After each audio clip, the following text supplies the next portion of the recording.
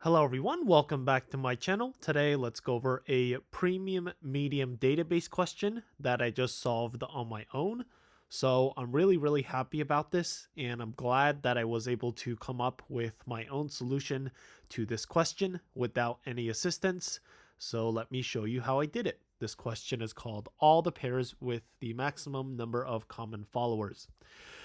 Basically, what they want you to do is to write a solution to find all the pairs of users with the maximum number of common followers. Basically, looking at this explanation is more clear. So basically, 1 and 7 have these common followers because 1 has this follower. So the user has this particular follower. So let's first get all the followers for each user. Okay, so let's call this fall. And let's actually make this a set because it asks us to find the intersection later on.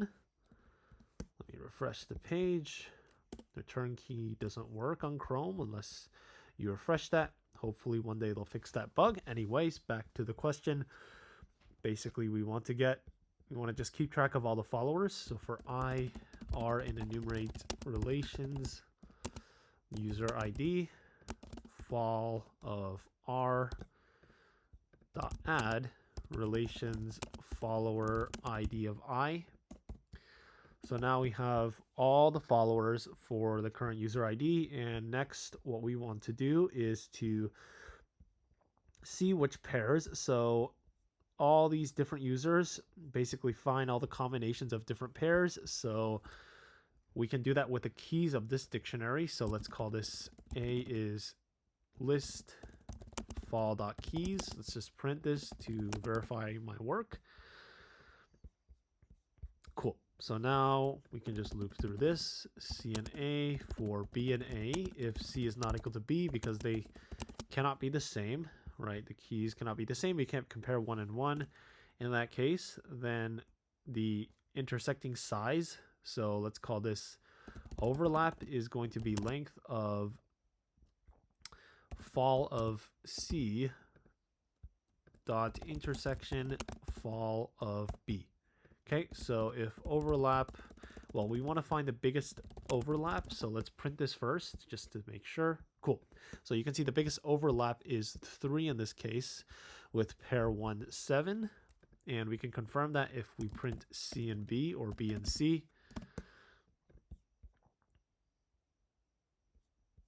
Okay, 1 and 7, right? 7 and 1 is not counted. That's fine. So we just have to keep them in the same order because we want user 1 and then user 2.